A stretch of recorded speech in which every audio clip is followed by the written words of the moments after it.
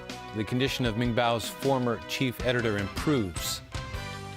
And turmoil in Crimea amid Ukraine's political crisis.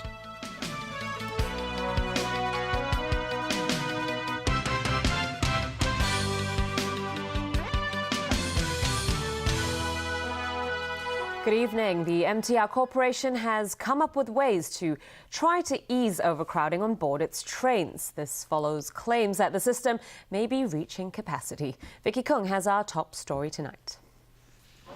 Lawmakers today raised concerns about overcrowding trains and the MTR system reaching capacity. This follows a change in the maximum capacity quota from 6 passengers per square meter to 4. The Transport and Housing Bureau said the growing use of mobile gadgets by passengers was one reason why they need more room. The change means some lines have reached or are about to reach capacity. About 5.2 million trips are taken on the MTR on a normal weekday. Overcrowded train compartments are common during peak hours. The company is now coming up with ways to address the problem before new railways like the Shotton Central Link begin operating in 2018. Our engineers will explore the possibility of replacing a few train seats with bump seats to create more multi-purpose areas. But this would not be done on a large-scale manner. And in the meantime, we will look at different incentives to encourage passengers to travel before the morning peak period. But an early bird scheme won't be unveiled anytime soon. The MTR Corporation says it needs time to study all the issues involved. Still, the company will increase frequency on the Chengquan-O line during the morning rush hour. There are also plans to raise the number of carriages on certain trains.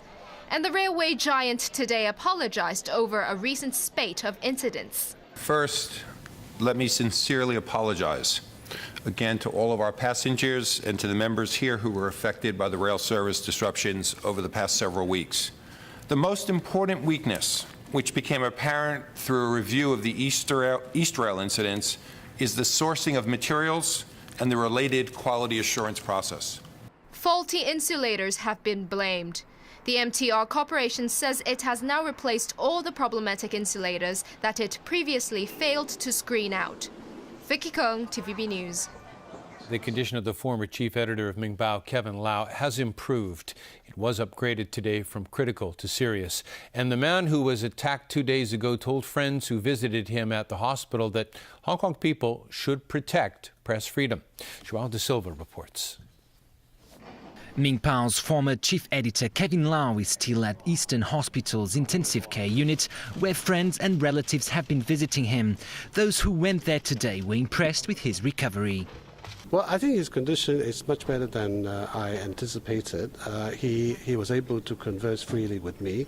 In fact, the very first thing that he said was that Hong Kong people should stand up for press freedom.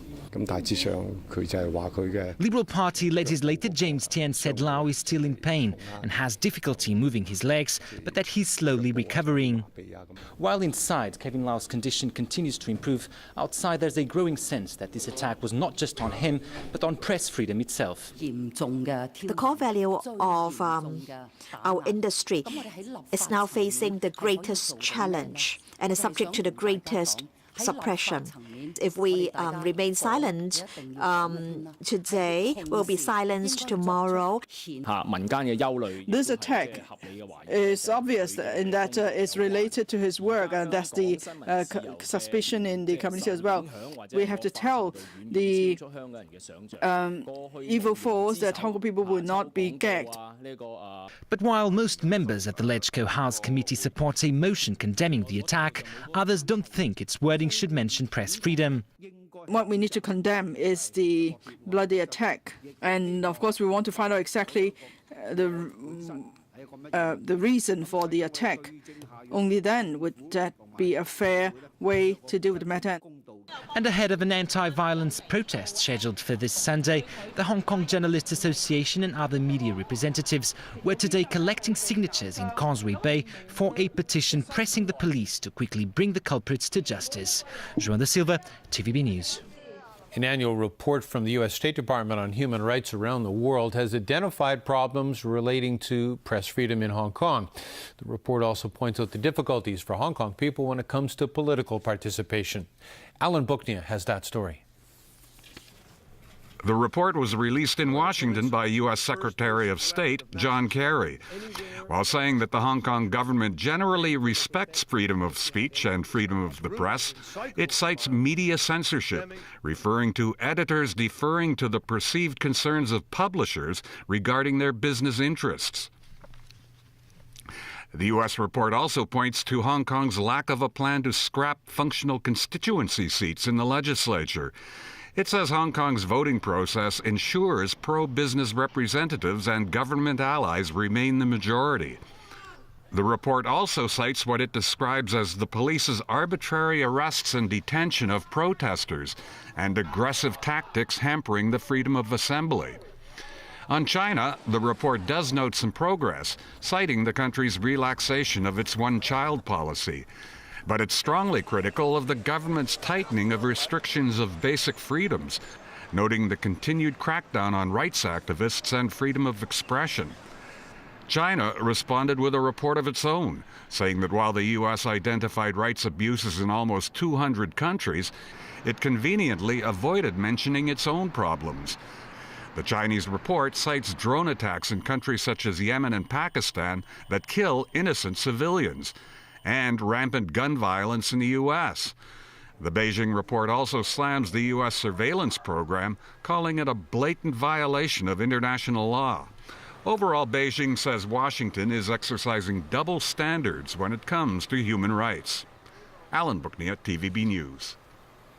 In yet another story relating to press freedom, groups of journalists and their supporters protested against the detention of 4 Al Jazeera staff in Egypt. The demonstrations were held in more than 30 countries, including the United States and Brazil. The 4 journalists being held are among 20 defendants being tried on charges of belonging to and aiding a terrorist organization for their coverage of the Muslim Brotherhood. Last week, they pleaded not guilty. Al Jazeera says reporters were just doing their jobs. Pro-Russian forces appear to be tightening their grip on the strategic Crimea region of Ukraine after taking control of key airports and buildings there. James Aiken has the latest on the rising threats to Ukrainian unity. Armed men in unmarked military uniforms patrol the airport in the regional capital of Ukraine's strategic Crimea region. Flights have been arriving and departing as usual, and no violence has been reported. We are here to ensure general order. We don't want radicals coming on planes from Kiev to make trouble, says a man named Vladimir. He says he belongs to a group that calls itself the People's Militia of Crimea. But this passenger named Oleg says he's never heard of the People's Militia of Crimea. I'm very worried, but what can I do at the moment, he says. Oleg isn't the only one worried. Ukraine's Interior Ministry says the armed men represent the Russian Federation. There are also claims the Russian military is blocking another airport near a Russian naval base in what's being described as a military invasion and occupation.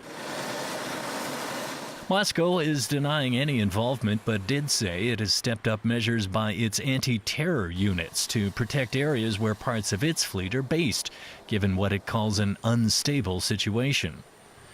Russia is also continuing unscheduled military drills just over Ukraine's border. In response, new Ukrainian Prime Minister Arseniy Yatsenyuk said the country will remain united and will guarantee the safety of people in Crimea. Meanwhile, Washington is staying on its message of restraint in its communications with Russia. I think it's very important to underscore that Foreign Minister Lavrov relayed to me directly from President Putin that Russia will respect the territorial integrity of Ukraine. And we believe that everybody now needs to step back and avoid any kind of provocations. But as pro-Russian rallies gather steam in Crimea, Ukraine's parliament has passed a motion asking the UN Security Council to address the country's political turmoil. James Aiken, TVB News. A demonstration in Venezuela's capital that started peacefully yesterday ended with government security forces firing tear gas at protesters. Hundreds of demonstrators gathered in Caracas to demand an end to the government crackdown on protests and the release of those jailed in recent weeks. When some of the protesters later moved towards a major highway to block traffic, security forces began to fire tear gas. On Wednesday, President Nicolas Maduro held a peace conference at the presidential palace aimed at ending the violence. What began as student-led demonstrations earlier this month in several cities have claimed at least 16 lives.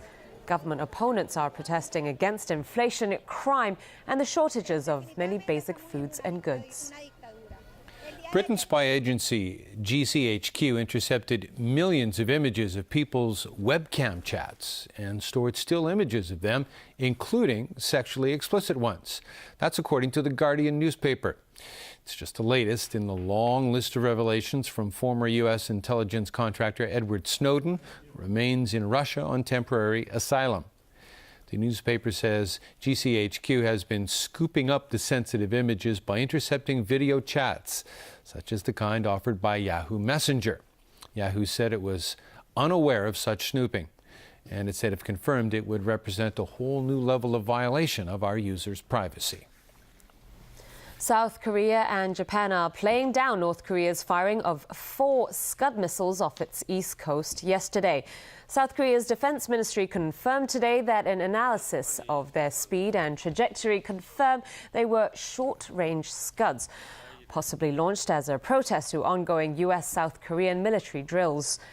A ministry spokesman said he didn't expect the tests to raise tensions because Pyongyang routinely tests short-range missiles. In Tokyo, a government spokesman said the missile tests did not change Japan's national security situation.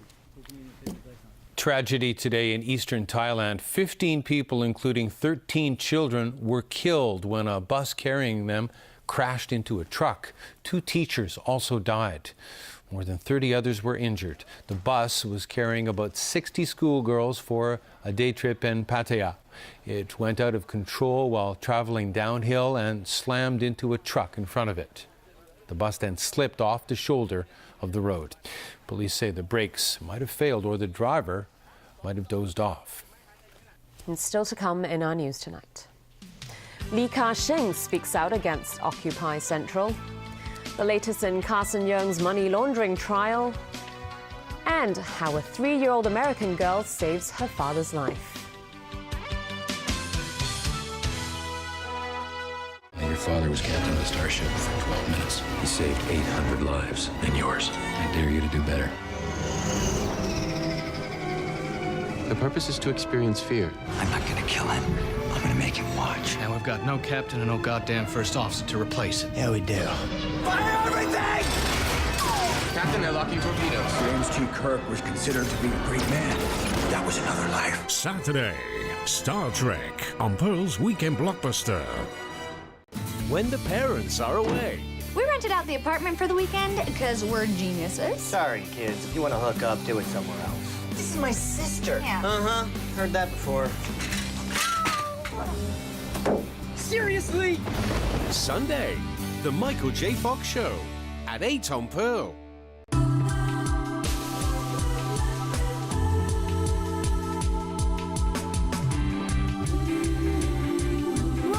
멋있는데?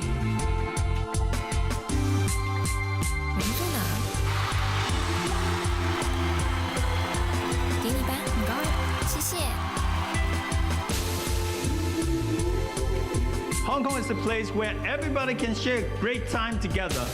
Happy at Hong Kong? How about we quit while we're ahead? What were you two doing in a pool hall? We were tracking new breakouts and stuff. We're like you. Oh, yeah? What am I thinking? Permission to engage? Use whatever force necessary. They're sisters. You gotta be kidding. Our employer cannot know about it. Someone has been a very bad girl. The Tomorrow People, Tuesday night at 10:40 on Pearl.